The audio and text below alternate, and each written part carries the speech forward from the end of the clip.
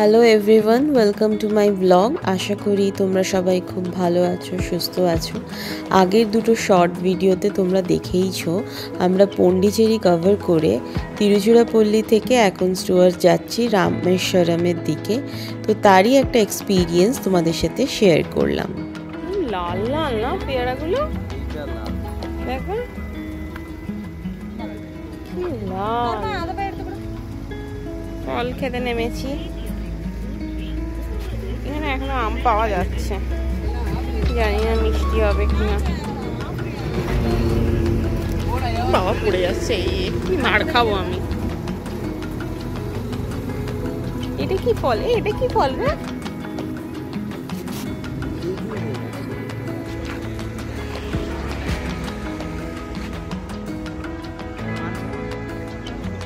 চারিপাশের ভিউটা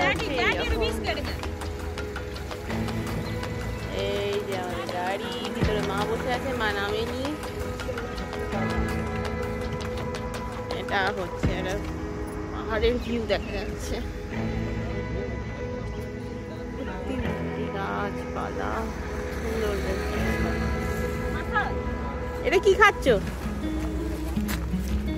বাটি আছে না বাবা, বাটিটা নিয়ে আসো না, বাটিটা নিয়ে আসো। Wait one minute.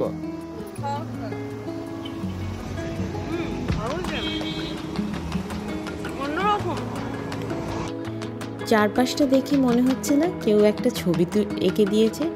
একদমই ঠিক, একদমই ঠিক। কারণ আমাদেরও সেই একই অনুভূতি বারবার হচ্ছিল। চারপাশের পরিবেশ এত সুন্দর ছিল। শুধুমাত্র এই তিরুচিরাপল্লী টু রামেশ্বরমের পথটা নয়, আমরা সাউথের মানে যতটা সাউথের দিকে আসছি, চারপাশের পরিবেশ এত অপূর্ব যে বারবার ক্যামেরা ধরতে ভীষণ ইচ্ছা করছিল। যারা আমার ফেসবুক আর ইনস্টাগ্রামের ফলোয়ার্স, তারা স্টোরিতে নিশ্চয়ই দেখেছেন যে আমি কত কিছু ছবি দিয়েছি বা ভিডিও দিচ্ছি বারবার, যে এত অপূর্ব রাস্তা। এই রাস্তা না দেখলে কেউ বিশ্বাসই করবে না। যাই হোক, আমরা বেরিয়ে পড়েছিলাম সকালবেলা তিরুচিরাপল্লী টু রামেশ্বরমের উদ্দেশ্যে। সময় লেগেছিল 5.5 ঘন্টা। যেহেতু আমরা একটু হট করে করে গেছিলাম, তাই আধ ঘন্টার সময় আমরা একটু বেশি নিয়েছিলাম। সকালবেলা কিন্তু ব্রেকফাস্ট করে আমরা মাঝে আর কোথাও খেতে দাঁড়াইনি, একেবারে রামেশ্বরমে এসেই লাঞ্চ করেছিলাম। আচ্ছা, আমরা মাদুরাই দিয়েই তো রামেশ্বরমের দিকে গেলাম না? আমরা ভায়া মাদুরাই হয়েই গেছিলাম তিরুচিরাপল্লী থেকে রামেশ্বরম। বেসিক্যালি একটা ডিরেক্ট রুটও আছে তিরুচিরাপল্লী থেকে, সেটা ডিস্টেন্সটা কম পড়ে, কিন্তু মানে ন্যাশনাল হাইওয়ে না বলে আমরা ওই রুটটা ধরিনি। আমরা ন্যাশনাল হাইওয়ে ধরে যাব বলে ভায়া মাদুরাই হয়েই আমরা গেছিলাম। তো ওটা অলমোস্ট 300 to 310 কিলোমিটার্স মতো পড়ে। আর অন্য রুটটা দিয়ে গেলে কত কিলোমিটার পড়বে? 50 কিলোমিটার্স মতো কম পড়বে। আচ্ছা, তাহলে তোর মতে কোন রুটটা দিয়ে গেলে একটু বেশি ভালো মনে হয়? অন্য রুটটা ধরিনি, তো আমার আইডিয়া নেই, বাট আমি যেহেতু ফ্যামিলি নিয়ে ট্রাভেল করছি, হাইওয়েটাই প্রেফার করি। ওটা কি গলির ভিতর দিয়ে দিয়ে যেতে হয় নাকি? সেটা আমি জানি না এক্স্যাক্টলি, বাট ম্যাপে আর একটা রুটই দেখাচ্ছিল, বাট আমি হাইওয়েটাই প্রেফার করি।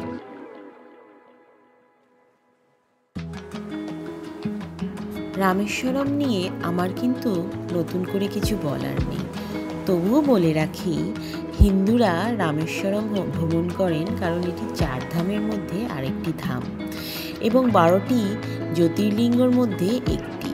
রামনাথ স্বামীর মন্দির, যা ভগবান শিবের উদ্দেশ্যে উৎসর্গিত এবং এই শহরের কিন্তু প্রধান কেন্দ্রবিন্দু। এটা বিশ্বাস করা হয় যে রাম এখানে শিবলিঙ্গ স্থাপন করেছিলেন এবং এই স্থানটি হিন্দু ধর্মের জন্য অত্যন্ত পবিত্র। তো চলুন, গল্প করতে করতে আমরা কিন্তু পৌঁছে গেলাম রামেশ্বরম।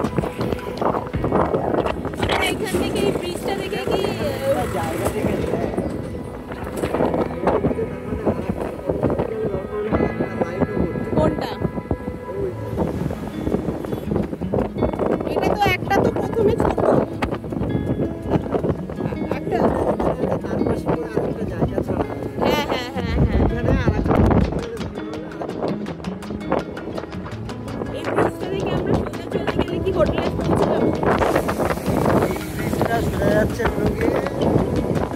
আইল্যান্ড, তাই হলো গিয়ে রামেশ্বর। আমরা পিছন দিকে এটা হলো গিয়ে মেনল্যান্ড ছেড়ে চলে যাচ্ছি রামেশ্বরমের আইল্যান্ড। এই কানেক্ট করছে এটা পাম্বান ব্রিজ, আমাদের ফেমাস পাম্বান ব্রিজ। আর এই যে ট্রেন লাইনটা এইখানে দুটো আছে, একটা পুরোনোটা যেটা ডিসমেন্টাল ওরা করে দেবে, আর কিছুদিন আগেই উদ্বোধন হয়েছে ওটা নতুন ব্রিজ। ইলেকট্রিক রাইডও হয়ে গেছে।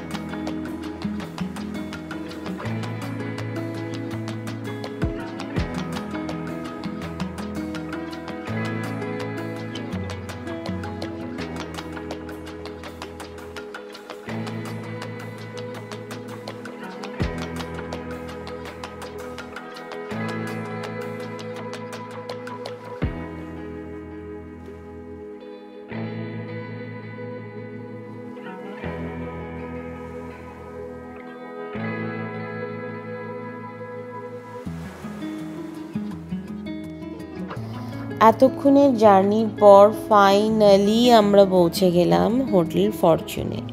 এটা একদম অগ্নিতীর্থমের পাশেই, সামনেই সমুদ্র, খুব সুন্দর একটা পরিবেশ।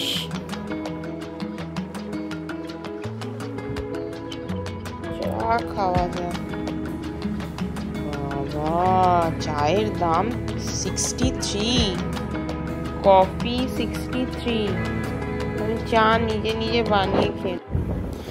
সেই দিন হোটেলে পৌঁছে বিশেষ কিছু করিনি, তাড়াতাড়ি খেয়ে দিয়ে শুয়ে পড়েছিলাম, কারণ পরের দিন ভোরবেলা 3টের সময় উঠে মন্দিরের জন্য রেডি হতে হয়েছিল, কারণ আমাদের পুজো দেওয়ার ছিল। পুরোহিত মশাই ভোর 3টের সময় আমাদের সময় দিয়েছিল।